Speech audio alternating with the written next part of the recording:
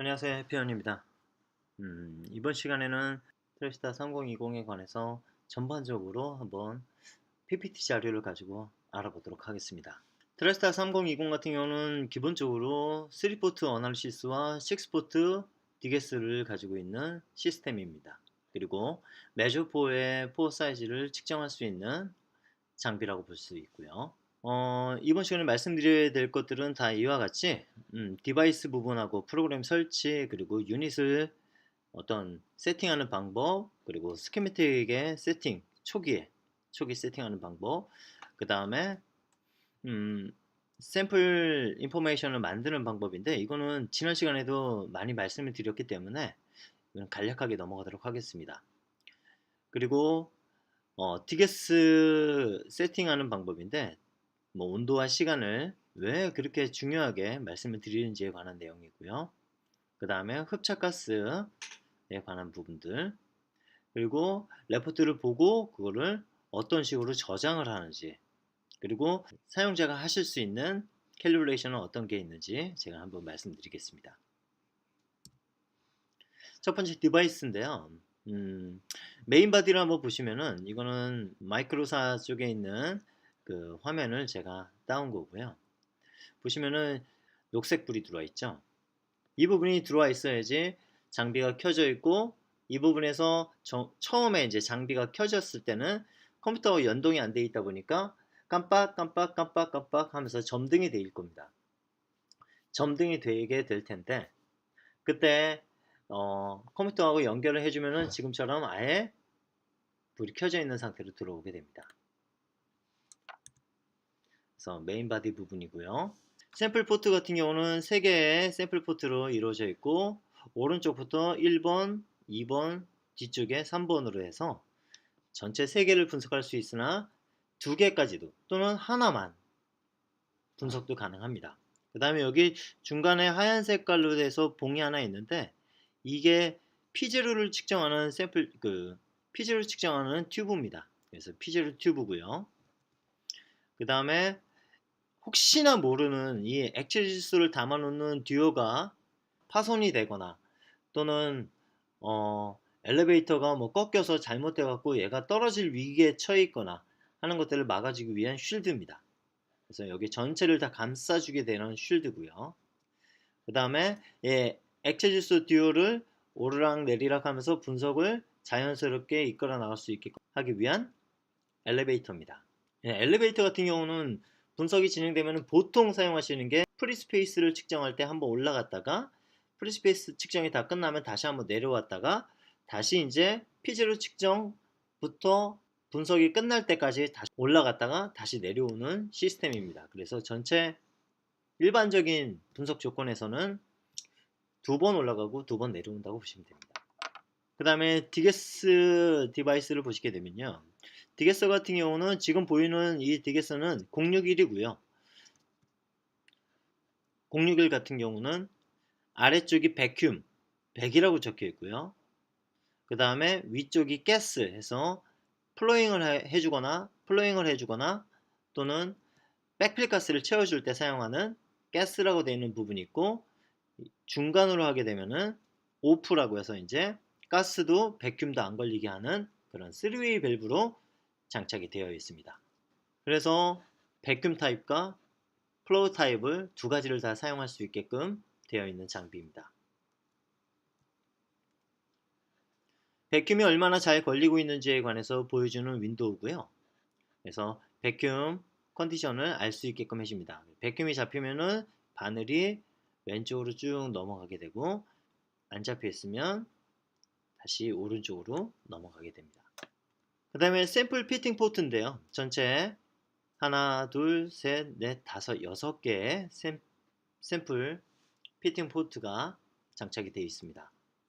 아까 제가 말씀드렸듯이 이 장비는 백큐 타입과 플로이 타입을 다 할 수가 있는데 백큐 타입을 할 때는 이 앞에 우리 연결되는 부분이 샘플 튜브가 실링이 될 수 있게끔 너트로 되어 있고요. 그렇지 않고 플로이 타입은 앞쪽이 너트 타입이 아니라 바늘 타입으로 해서 긴 바늘이 꼽히게 되어 있습니다. 그 다음에 온도를 올려주고 내려주는 컨트롤러가 있고요. 온도 컨트롤러 같은 경우는 지금 최대 400도까지 온도를 올릴 수가 있고, 가장 낮은 온도는 상온 정도로, 그때그때 상온이 몇 도인지에 따라서 온도가 제일 낮아지는 게 틀려지게 됩니다. 그래서 상온부터 400도까지. 그 다음에 이게 이제 히팅 존에다 꽂게 되는 거고요. 그리고 나서 이제 히팅이 다 끝나고 식혀줄 때는 백큐음이 걸려있는 상태에서 전처리를 했다면 백큐음이 걸려있는 상태에서 쿨링 존에다가 넣어 놓으시면 되고요.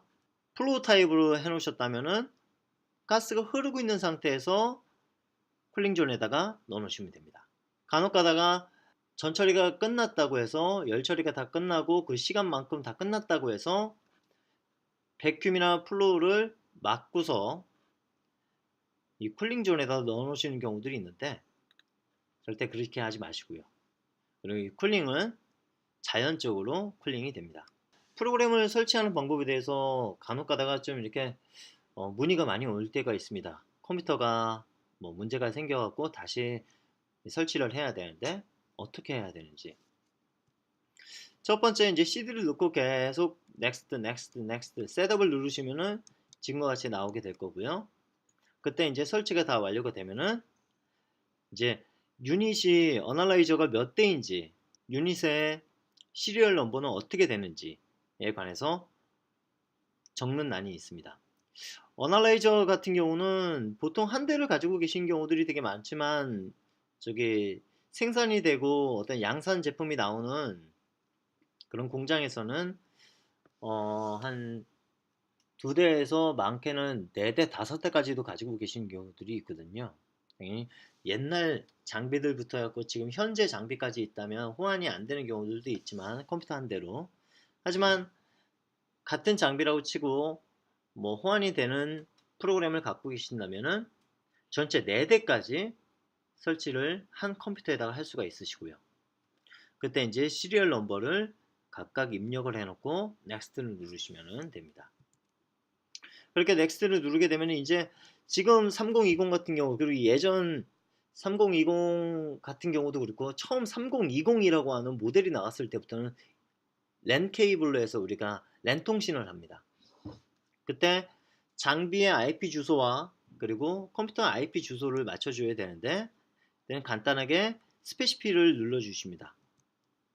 눌러주시면 지금처럼 192.168.77.100이라고 하는 IP 주소가 나타나게 될 것이고요. 그때 Next를 눌러주시면 이제 설치가 진행이 되게 됩니다. 만약에 이때 우리가 시리얼 넘버를 제대로 못 넣게 되면은, 여기까지는 그냥 넘어가지만 이 캘리브레이션 파일을 불러올 때 그때 이제 불러올 수 없게 되고 막히게 됩니다. 왜냐하면 캘리브레이션 파일에도 그 시리얼 넘버대로 설정이 되어 있다 보니까 시리얼 넘버를 정확하게 입력하시는 게 또한 중요합니다. 그래서 next, next, next, next, next, 그 다음에 재부팅 하면 되는데요. 또한 설치하고 잘 사용하고 있다가 한 대가 더 필요해서 구매를 했거나, 또는 프로그램이 9버전을 갖고 있다가 신버전으로 바꾸고 싶으시다 할 때 이제 신버전에 관한 프로그램을 그 제조사 쪽에서 받으신 다음에 설치를 하게 되면은 버전 업데이트라는 부분이 있고요. 또는 어떤 추가되는 장비에 있어서 클릭을 하고 넥스트를 누르게 되면은 그거에 대해서 지금처럼 이런 시리얼 넘버를 집어넣고 설치를 할 수 있게끔 되어 있습니다. 장비에서 프로그램을 설치를 하는 과정에서 나타나는 IP 주소였다면, 이제는 컴퓨터에서도 IP 주소를 맞춰주시는 게 좋거든요. 그러면 컴퓨터에서 어떻게 맞추냐면, 네트워크 및 공유 센터에서 어댑터 설정 변경, 그 다음에 로컬 연결해서 속성에 들어가면은 인터넷 프로토콜 버전 4라고 되어 있고, 그때 수동으로 IP를 맞춰주시면 되는데, 그때 수동으로 맞춰주실 때도 똑같이 192.168.77.100이라고 수동으로 넣어주시면 됩니다. 한번 보겠습니다.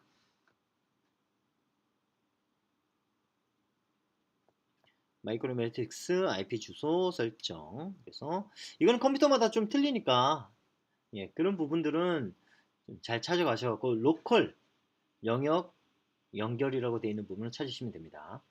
거기서 속성에 들어가시고요. 그 다음에 인터넷 프로토콜 버전 4로 들어가시면 그때 자동으로 되어 있죠, 보통. 그거를 이제 수동으로 바꾸신 다음에 192.168.77.100이라고 적으신 다음에 탭을 누르시게 되면은 알아서 밑에 있는 숫자는 다 입력되게 되고 확인만 누르시면 됩니다.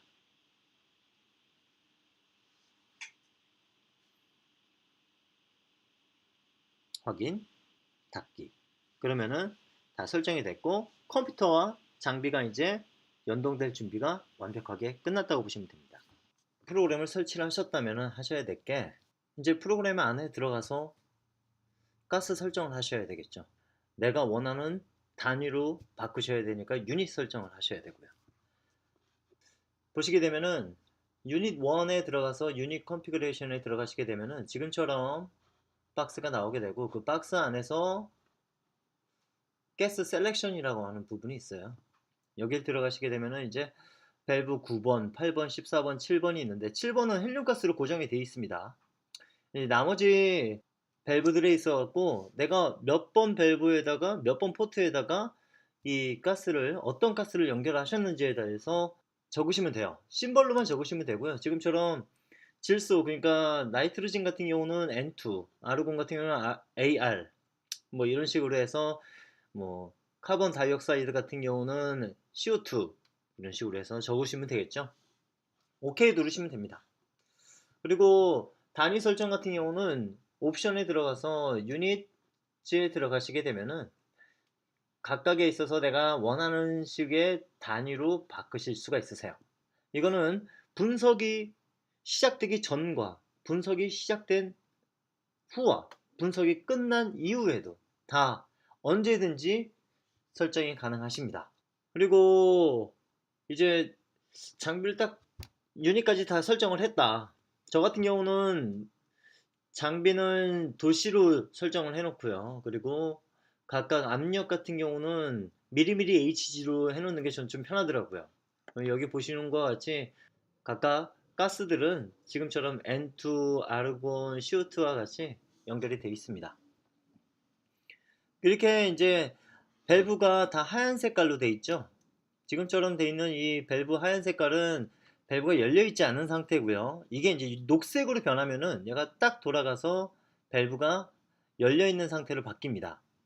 그러면 밸브를 초기 상태에서는 지금처럼 다 닫혀 있는데 배큐움이 잘 잡히고 있는지 그리고 센서들은 어떻게 잘 작동하는지 그런 것들을 하나하나 알아봐 주시면 더 좋겠죠. 그렇다면은 지금처럼 밸브를 좀 바꿔주시면 좋아요. 저는 여기다 적어 놓기는 10번, 6번, 5번 밸브를 열어달라고 제가 말씀드렸는데요. 여기 그림처럼 10번, 6번, 5번을 열어놔 주시면은 지금 매니폴드 쪽에 압력이 쭉쭉쭉 빠지는 걸 볼 수가 있으실 거고요. 그렇게 빠지고 있을 때 너무 늦게 빠지진 않는지 또는 센서가 너무 오르락 내리락 하면서 뭔가 문제가 있진 않은지 그런 부분들을 좀 살펴봐 주시면 좋습니다. 네. 그래서 스케매틱 화면 같은 경우는 지금처럼 유닛 1에 들어가서 Show Instrument Schematic을 누르게 되면 지금처럼 이렇게 나오게 되고 그리고 밸브를 수동으로 하시기 위해서는 유닛 1에 들어가서 Enable Manual Control을 누르시면은 지금처럼 하얀 색깔이었던 밸브들이 노란 색깔로 변하면서 밸브를 수동으로 작동할 수가 있는데 작동하는 방식은 그렇습니다. 갖다 대고 왼쪽 클릭을 해서 더블 클릭을 하시거나 또는 우측 클릭 후 메시지가 뜨게 되는데 오픈 또는 클로즈 또는 펄스라고 하는 부분이 있는데 그거를 오픈 또는 클로즈로 바꾸시면서 밸브를 열고 닫을 수가 있고요. 또는 원 클릭만 하신 다음에 스페이스바를 눌러주셔도 오픈과 클로즈가 됩니다. 그렇게 지금처럼 10번하고 6번, 5번만 좀 열어놔 주시고요. 필요에 따라서는 4번까지 열어놔 주시면 더 좋습니다. P0 튜브입니다. 이 부분이 P0 튜브고 그래서 P0 튜브까지 잘 뽑히는지 먼저 확인하시는 게 좋습니다. 몇 가지 이제 밸브들의 특성을 좀 알고 계시면은 나중에 장비를 셀프로 점검을 하시는 데 있어서 되게 편리하거든요. 그래서 백큐um 쪽 밸브는 어떤 밸브들을 열어야 될지, 그리고 가스를 인입시키는 도징 쪽 밸브는 어떤 밸브들을 열어놔 주어야 될지, 리크 테스트는 어떻게 하는 건지, 리크라고 판단할 수 있는 어떤 수치적인 변화는 어디까지인지, 그런 등등에 있어서는 제가 다른 강의에 설명을 드리도록 하고, 그렇게 셀프적으로만 살짝만 내가 그 점검을 할 수 있다면 굉장히 좀 편하게 장비를 사용하실 수 있으실 거예요. 그리고 더 좋은 상태로 장비를 사용하시기에 되게 편하실 겁니다. 다음으로는 이제 파일을 만든 건데, 파일을 만드는 거는 제가 여러 단계를 나눠놨는데, 이거는 제가 구체적으로 설명해 놓은 강의 자료가 있으니까 그 부분을 좀 참고하시면 더 좋을 것 같습니다. 그 중에서 제가 조금 짚고 넘어가야 될 부분에 대해서만 지금 좀 설명을 드릴게요. 다 넘어가고, 어널시스 컨디션에서 조금 중요한 부분이 있는데, 그때 프리스페이스입니다. 예, 프리스페이스는 조금 보고 가시는 게 좋은데요. 프리스페이스가 잘못 측정이 되면은 당연히 뭐 피제로도 마찬가지고요. 잘못 측정이 되면은 어떠한 현상들이 나타나는지 한번 제가 보여드릴게요. 이겁니다. 원 프리스페이스, 여기 보시게 되면은 원 프리스페이스 또 콜드 프리스페이스라고 있는데, 이 원 프리스페이스와 콜드 프리스페이스가 잘못 측정이 됐을 경우와 잘 측정이 됐을 경우의 그래프의 상태를 보시게 되면요, 이게 매저로 되어 있는 경우가 이게 자동으로 측정이 된 거거든요. 자동으로 측정이 됐을 때 보시게 되면은 28.9, 거의 한 29 정도 나왔다면 곱하기 3, 제가 강의 자료에 남겨놨듯이 29 정도 나왔으면 곱하기 3, 콜드는 곱하기 3 정도로 하는 거예요. 그러면은 거의 30 정도라고 치면은 자기 아무리 높아봐야 90이거든요. 90 정도가 나와야 되는데 114 정도로 높게 나오니까 흡착 곡선이 밑으로 쳐졌다가 다시 압력이 끝까지 증가할 때는 다시 올라가는 그런 그래프가 나오게 됩니다. 그럼 이거를 거의 1대3 정도의 비율로 맞추게 되면은 지금처럼 압력이 증가함에 따라서 흡착 곡선이 증가하는 걸로 해서 우리가 일반적으로 보는 아이소섬 리니어 플롯이 나오게 되는 거죠. 이런 것처럼 흡착 곡선이 잘 나오기 위해서라면 프리스페이스와 그리고 P0 값이 일단은 제대로 측정이 됐는지를 확인하셔야 돼요. 네. 그럼 확인하는 거에 있어서는 레포트를 보는 방법에 대해서 제가 설명을 드릴 텐데요. 레포트 같은 경우 우리가 보통 보면은 지금처럼 뭐 먼저 보나요? 서머리를 먼저 봅니다. 대부분 분들이. 왜냐하면 또 서머리가 레포트에서 제일 빨리 나와요. 네. 그렇게 제일 빨리 나오고, 그러면 데이터만 딱 보다가 BAT 값은 이렇게 나왔고, 토탈 포어 볼륨 값은 이렇게 나왔고, 그 밑에 아직 나와 있진 않나, 뭐 포어 사이즈는 이렇게 나왔구나 라고 보고 그냥 그걸 보고로 넘겨버려요. 그렇게 하시면 안 돼요. 각각에 있어서 지금 제가 윗부분은 빼놨는데 위에 원래 프리스페이스 값이 나옵니다. 예, 이 데이터가 나오는 부분이 있고 위에 프리스페이스 값이 나오는 부분이 있는데, 그 프리스페이스 값이 잘 나왔는지를 먼저 확인하셔야 돼요. 1대3 정도로 나왔는지. 처음에 원 프리스페이스 값이 조금 낮게 나오든 높게 나오든 그거는 크게 문제 아니에요. 근데 콜드 프리스페이스 값이 너무 크게 나오면은 이건 문제가 됩니다. 네. 일단은 아까처럼 1대3이 나와야 되고요. 그 다음에 세츄레이션 프레셔 값이 P0 값이 지금처럼 우리나라의 기후적인 그 상태를 보게 되면은 이 세츄레이션 값은 거의 이 대기압하고 비슷한 정도로 나오게 되거든요. 그래서 저도 예전에는 한번 실수를 했던 적이 P0라고 해놓고서 옆에다가 대기압이라고 제가 적은 적이 있어요. 예, 그건 실수입니다. 대기압이 아니라 포화 압력이죠. 그래서 지금 현재 뭐 760이다 하면은 760보다 조금 높을 수도 있고 조금 낮을 수도 있어요. 한 대기압 정도가 거의 나옵니다. 저기압일 경우에는 한 750대에서 한 740대까지 나오는 경우들도 있지만, 좀 분지에 갇혀 있는 지역이다 그러면 한 770대까지도 나오고 780대까지도 나옵니다. 평지에 있는 기관들 같은 경우에는 대부분 그날 그날의 기후에 맞게끔 거의 비슷한 정도가 나오게 되는데, 만약에 이 P0 값 자체가 780 이상에서 한 800까지 올라갔다 그렇다면은 엔투카스를 좀 의심을 해 보실 필요가 있으세요. 그리고 800, 그 엔투카스가 문제가 된 경우에는 820 몇 대가 나옵니다. 예. 826, 827, 830까지 올라가는 경우는 거의 제가 본 적이 없고요. 그 정도로 좀 높게 나옵니다. 800, 800, 한 20 몇 대. 액체 질소의 순도가 안 좋은 경우 유심 있게 보신다면 내 데이터가 왜 이렇게 나왔었지? 라고 하는 것들이 조금 더 빨리 찾아질 수가 있을 겁니다. 그러면 잘 나왔으면 지금처럼 이렇게 데이터가 쭉 잘 흡착과 탈착이 잘 나왔겠죠. 그리고 레포트를 볼 때는 당연히 각각의 데이터에 들어가고 그 데이터가 잘 나왔는지를 보셔야 돼요. 지금처럼 기울기 값이나 절편 값이나 C 값이나 또는 모노레일로 흡착된 양이나 그리고 직선성이나 그런 부분들이 잘 나왔을 때 BET 값인지 그런 부분들을 좀 확인을 하실 필요가 있으십니다.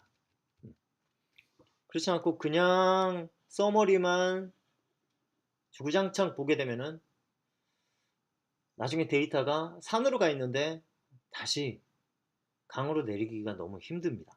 네. 내가 모르는 사이에 내가 거짓말쟁이가 돼 있는 거죠. 이렇게 직선성이 잘 나왔는지. 그렇게 하신 다음에 이거를 데이터로 다시 다른 폼으로 해서 데이터를 세이브 시킬 때는 이 부분에 그 레포트 보시면 오른쪽 부분에 지금처럼 뭐 CO, 델리트 뭐 다 있는데 세이브 에즈를 누르시게 되면요.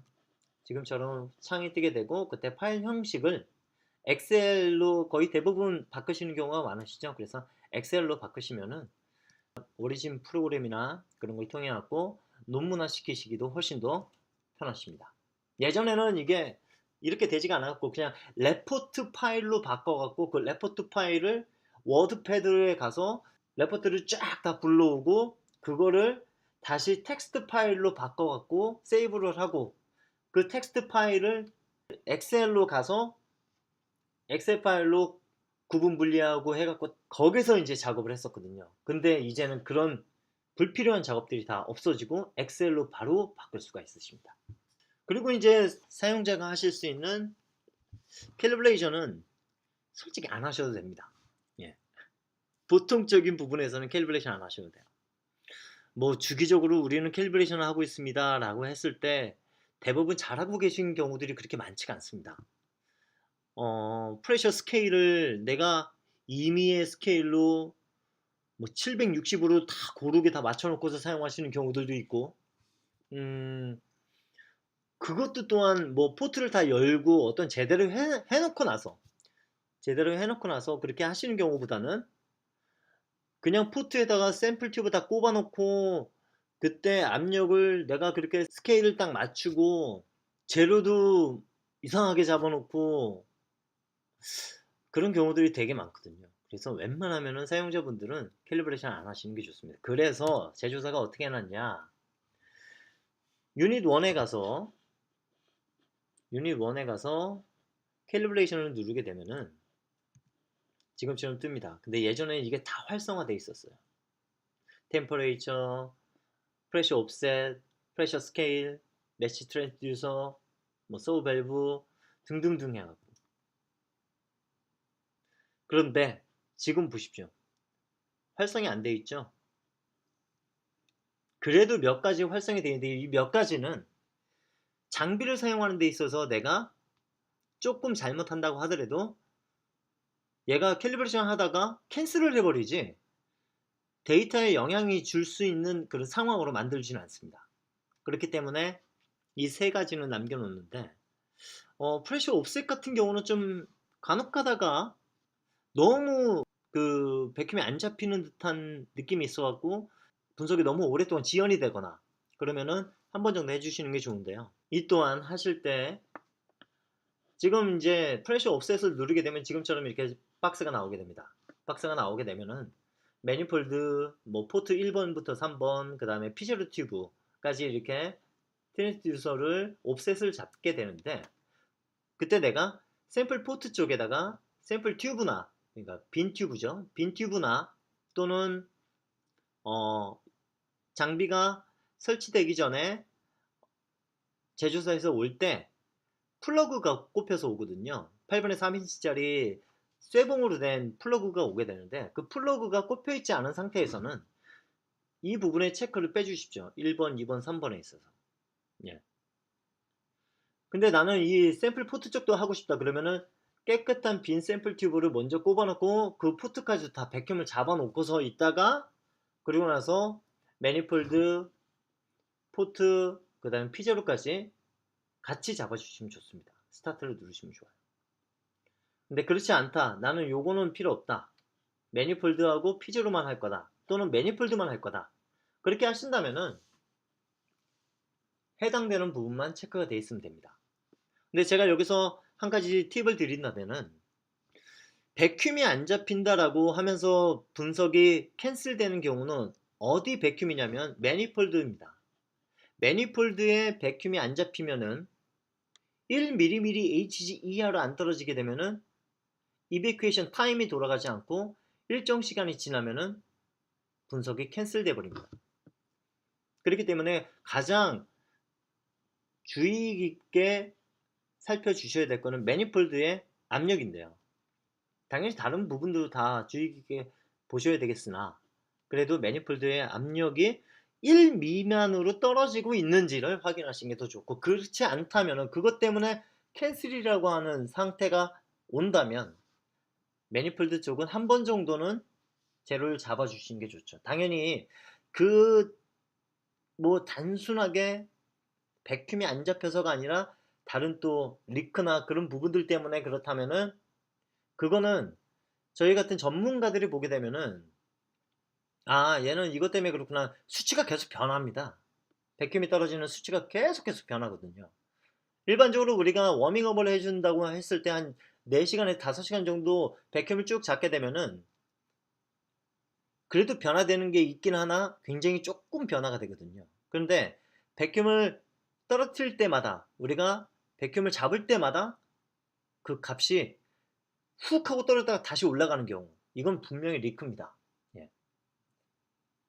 근데 그렇지 않고 훅 하고 떨어지는데 그게 점점점 더 떨어진다. 그러면은 이거는 펌프의 워밍업이 잘못되어 있던지 아니면은 그 분석을 하는 실내 환경이 문제가 있던지 그런 부분들도 있을 수가 있기 때문에 전체적인 부분에 있어서 다시 한번 전문가와 상담을 하신 다음에 이 부분을 진행하시는 게 더 맞다고 봅니다. 그래서 일단은 사용자가 할 수 있는 거는 프레셔 옵셋만 하시는 거를 좀 권장해 드립니다. 예. 근데 이것도 안 하셔도 돼요. 분석이 진행될 때 프리퍼레이션 단계가 딱 끝나게 되면은 자기가 알아서 전체 다 0점을 잡습니다. 그렇기 때문에 할 필요가 없죠. 프리퍼레이션 단계에서 다음 프리스페이스 단계까지만 넘어갈 수 있는 상황이라면 안 하셔도 돼요. 자기가 알아서 잡습니다. 지금까지 제가 프로그램에 대해서 좀 설명을 드렸고요. 제가 좀 설명 안 드리고 건너뛴 부분에 있어서는 좀 추가적인 설명이나 또는 그 앞전에 설명들이 많이 들어가 있었기 때문에 그래서 제가 좀 건너뛴 부분이 좀 있습니다. 그래서 제가 지금까지 업로드 시켜 놨던 그 영상들을 보시고 그리고 나서 더 궁금한 점이 있으시다면 언제든지 이 아래에 연락이나 또 이메일로 해서 보내주시면 성심성의껏 답변 드리도록 하겠습니다. 감사합니다.